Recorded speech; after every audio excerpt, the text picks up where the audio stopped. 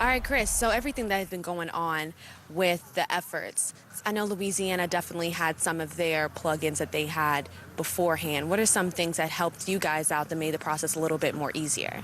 And I have to say, when I showed up here tonight, I was going into the locker room and it said, "We practice no matter what, rain or shine." And I think that spirit really speaks a lot about Louisiana. And I have to comment on preparation. So tonight we've got two great football teams. We've got the Tigers and the Pioneers from Notre Dame and Breaux Bridge. But the schools, the students, the faculty, they put preparation into this football season. Things are recovering. We still have a long way to go. But the fact that GOTW, the state, and the parishes had debris plans in place, that they had volunteer agencies already setting up shelters as this rain fell, speaks highly about this state, the culture and the heritage of this part of Louisiana, and it's made our job so much easier. So I have to give a plug for the preparation and what was going on with our emergency responders, our communities, and volunteers, which has really made our job easier as a federal agency. So thank you. And with everything going on, what are some of the steps that the Louisiana flood victims need to take to get the assistance that they need?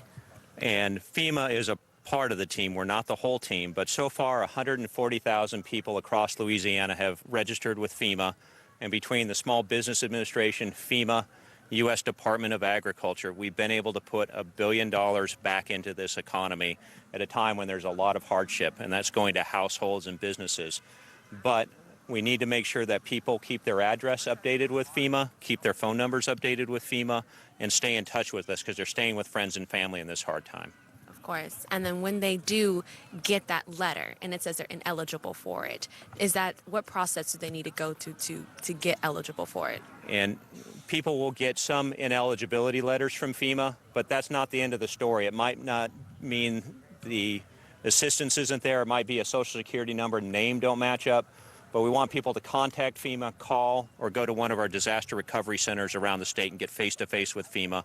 So between FEMA, the United Way, and our volunteer agencies, get them the assistance they can. And so that number for FEMA is 1-800-621-3362. Please call, get with FEMA face-to-face, and follow up. It is not the end of a story if you have an ineligibility letter.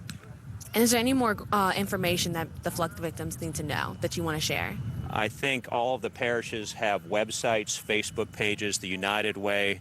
They have information. LSU has information, and all of those are out there through the parish. And disasterassistance.gov is another place where people can get assistance. I know the Louisiana victims are definitely appreciative of FEMA and the other organizations that have helped out. This is Laura Ashley. We'll be right back.